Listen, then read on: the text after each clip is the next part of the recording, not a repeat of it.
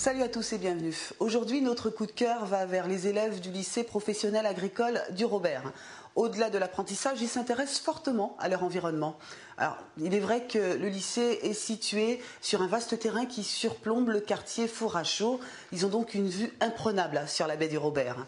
Ils ont mis en place un observatoire qui leur permet de constater les changements sur le littoral. Ça a l'air simple comme ça, mais vous allez voir, c'est extraordinaire. Autre belle initiative de ce lycée, c'est ce système hydroponique qu'ils ont mis en place. Alors, il s'agit de cultiver des laitues et d'élever des Saint-Pierre en même temps. C'est un système révolutionnaire, mais qui existe depuis très longtemps. Alors, ce système a été réalisé par un jeune Martiniquais de 23 ans et aujourd'hui encore, il exploite les lieux. Regardez.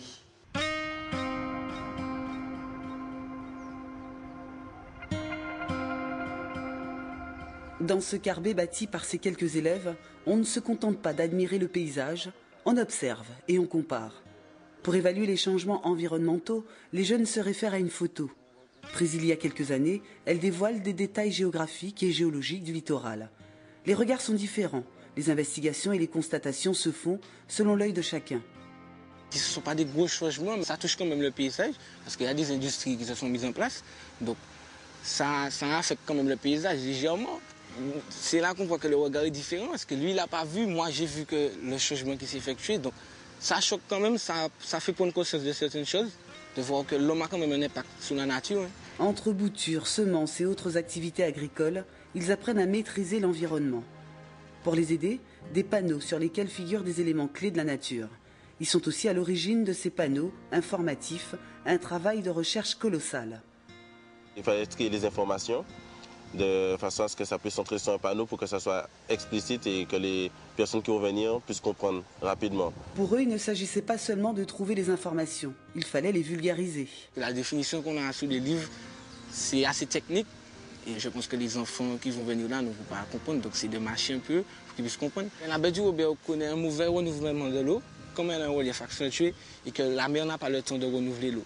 Donc c'est le principal problème de la baie du Robert. C'est pour ça que l'eau aux abords est toujours marron, mais bon, que les gens ne comprennent toujours pas ça.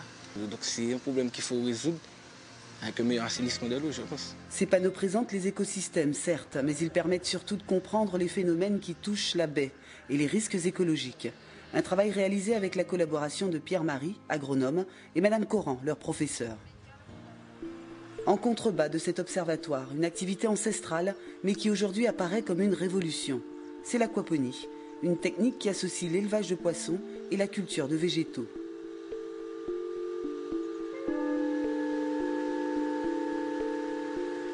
Ce bassin abrite 145 Saint-Pierre.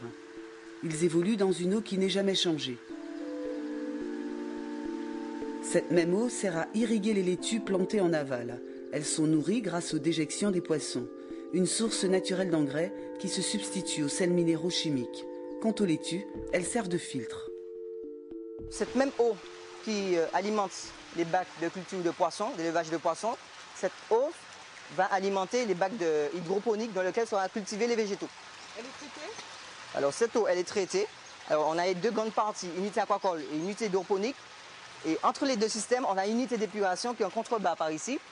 Donc en gros, l'unité d'épuration, il permet d'épurer l'eau due aux déjections de poissons, de supprimer les matières en suspension, en tout cas solides. C'est l'unité la plus importante de l'unité parce qu'en réalité, ce sont les déjections de poissons qui apportent les éléments nutritifs. Ce que les bactéries vont faire, ils vont juste dégrader. Grâce à ce circuit hydrique fermé, il n'y a pas de rejet d'effluents polluants. Une eau tournante, donc une faible consommation. Aucun traitement chimique n'est utilisé. On a un suivi pointilleux à faire sur la qualité de l'eau. La qualité de l'eau, pourquoi? Parce qu'on a des cultures bactériennes, de l'élevage de poissons et la culture végétale. Donc, le mieux, c'est de concilier les trois cultures en essayant de trouver un équilibre de façon à ce que les cultures trouvent un milieu idéal, optimal, pour pouvoir se développer. Une expérience menée en collaboration avec les îles Vierges. À terme, cette technique devrait produire 6 tonnes de Saint-Pierre et 33 000 têtes de laitue par an. Une envolée économique qui pourrait intéresser quelques aquaculteurs et les agriculteurs qui ont choisi la culture biologique. Cette expérimentation est réalisée grâce à la contribution de la région Martinique, la DIREN, l'ODE et les fonds européens. Bravo les garçons, ils ont eu peur au départ, mais je trouve qu'ils s'en sortent très bien. Petite piqûre de rappel du jour, ne faites pas de la mer et des rivières des décharges. Il existe des déchetteries en Martinique et vous pouvez y emmener vos encombrants. Puis depuis quelques mois, on paye ce qu'on appelle une écotaxe. C'est une taxe qui est prélevée par l'État pour permettre l'élimination des déchets électroniques et électriques. Il suffit d'emmener les encombrants chez le revendeur et lui s'occupe du reste. Je vous souhaite de passer une très bonne semaine.